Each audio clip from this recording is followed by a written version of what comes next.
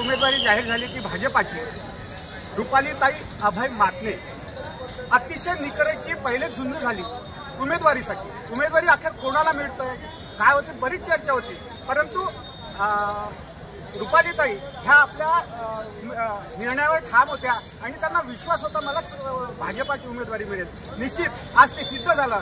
हे त्यांच्या कर्तृत्वाने अभयजी मातने यांचं गेल्या 5 वर्षातलं सामाजिक काम आणि इथं विविध संघटनेशी जुळलेलं नातं हे अतिशय घट्ट होतं आणि त्यामुळेच रुपालीताईंना ही इथे उमेदवारी मिळालेली आहे। ताई आज माझ्यासोबत आहे। ताई, काय विजन घेऊन आलात आणि का तुम्हाला उभं व्हावं असं वाटतं? अचलपूर धुळा शहराचा सर्वांगीण विकास व्हावा या शहरात आपण इथे राहतो। माझं लग्न झालं तेव्हापासून 21 वर्ष झाले आहेत माझ्या लग्नाला। 21 वर्षापासून मी अचलपूर परतवाडा शहरामध्ये सगळं पाहत आहे की विकासाची कार्य कशी आहेत। आणि मेन महत्त्वाचा मुद्दा म्हणजे माझे जे मिस्टर आहेत अभयजी मातने, त्यांचं बालपण इथं गेलेलं आहे अचलपूर परतवाडा शहरामध्ये। तर अचलपूर परतवाडा शहरात जिथे आपण आपलं बालपण जाते तर त्या ठिकाणी सर्वांगीण विकास कसा करता येईल त्यासाठी ते नेहमी धडपड करत राहायचे। पक्षश्रेष्ठ आमची अशी आहेत, भारतीय जनता पार्टीमध्ये त्यांनी कार्यरत आहेत। 25 ते 30 वर्षापासून ते भारतीय जनता पार्टीच्या पक्षात आहेत आणि भारतीय जनता पक्षाने आम्हाला एक संधी दिली। पक्षश्रेष्ठांनी आमचा जो विश्वास ठेवला त्या विश्वासाचा आम्ही नक्कीच सोनं करून दाखवणार आहे आणि नक्कीच आमच्या परतवाडा आणि अचलपूर शहराचा सर्वांगीण विकास गतीने कसा होईल त्यासाठी आम्ही सदैव प्रयत्नशील। मुख्य काम कुठलं तुमच्या डोक्यामध्ये या शहरामध्ये गेलं आणि 22 वर्ष झाले आपण सांगितलं या इथे सांगितलेलं आहे इथे राहत आहे, मुख्य काम कुठलं असं तुम्हाला वाटतं? बघा, अचलपूर परतवाडा शहरामध्ये एक फिंदले मिल सोडता रोजगाराचा कोणताच मुद्दा इथे नाही आहे आणि शिक्षणाचा मुद्दा जर का घेतला आपण तर मेडिकल मुलांचं शिक्षण 10वी पर्यंत झालं की मेडिकल कॉलेज म्हणा, इंजिनिअरिंग कॉलेज म्हणा, इथलं सोडून त्यांना बाहेर ठिकाणी शिकायला जावं लागतं। म्हणून मेन मुद्दा जो माझा राहील तो राहील शिक्षणावर भर राहील, कारण शिक्षण हा मूलभूत पाया आहे आपला। शिक्षण व्यवस्थित असेल तर आपण इथे घडू, त्यासाठी माझा जोर राहील की जास्तीत जास्त इथं कॉलेज आणायचा प्रयत्न करू आणि सुरुवात जी बालपणापासून राहते तर ज्या शाळा ह्या आहेत त्या डिजिटल करण्याचा प्रयत्न करू। उमेदवारीसाठी ताई आम्हाला माहिती आहे खूप अशी स्पर्धा होती, अतिशय निकडेची झुंज तिथं आपल्याला बघायला मिळाली। थोडीशी धाकधूक तुमच्या मनात होती उमेदवारी मिळते की नाही?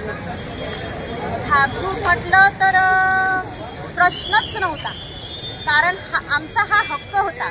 अभयजी मातने जे माझे मिस्टर आहे त्यांनी आमच्याजवळ पैसा नव्हता तरी आम्ही जनतेची तळागाळाची कामं आम्ही केलेली आहे, म्हणून आमचा तो हक्क होता की आम्हाला पक्षश्रेष्ठ जे आहेत भारतीय जनता पार्टीचे नक्कीच आम्हाला तिकीट देतील हा पूर्ण विश्वास होता आणि तो विश्वास आम्हाला पूर्ण भारतीय जनता पार्टीने दिला आहे, तर नक्कीच आम्ही याचं सोनं करून टाकू। ताई, असं वाटते तुम्हाला म्हणजे स्पर्धा खूप आहे, उमेदवार भरपूर आहेत नगराध्यक्षपदासाठी, तुमची नेमकी स्पर्धा तुमच्या प्रतिस्पर्धी आजच्या घडीला कोण मानतं? आमची हिंमत एवढी आहे की आम्ही जनतेच्या मनात ठसलेला आहोत, म्हणून मला तरी असं वाटते की आमच्या स्पर्धेला कोणीच नाही। ताई, आपलं शिक्षण काय? माझं शिक्षण BA, ते पण कंप्लीट नाहीये, पण BA शिक्षणाशी अशी मतलब नसतो। राजकारण चालवणे किंवा प्रशासन चालवणे त्यासाठी शिक्षणाला महत्त्व नाहीये। शिक्षण मी लपवत नाहीये, माझं BA कंप्लीट नाहीये, पण प्रशासन चालवायचं असेल तर शिक्षण महत्त्वाचं नाही। भ्रष्टाचाराच्या मुद्द्याला तुम्ही इकडे कसं बघताय नगरपालिका परिसरात?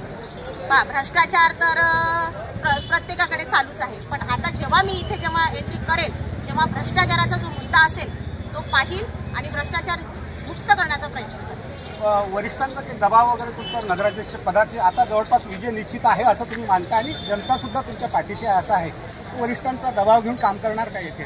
कधीच असं काहीच नाही। चला, निश्चितच ह्या होत्या मातनेताई, खरंच अभ्यासातून आणि त्या संघर्षातून इथपर्यंत आलेल्या आहेत। शिक्षण महत्त्वाचं नसते पण काम हे त्यांच्यासाठी महत्त्वाचं राहील असं त्यांचा आशावाद आहे। माझ्यासोबत अभय भाऊ सुद्धा आहेत, त्यांचे पती आहेत, भरपूर त्यांचा संघर्ष येते, पक्षासाठी त्यांनी निष्ठा बाळगली, ते निष्ठावान असे कार्यकर्त्यांनी त्या निष्ठेची आज जाण भाजपाने राखलेली आहे। अभयजी मातने, भारतीय जनता पार्टीचे आमचे जे नेते आहेत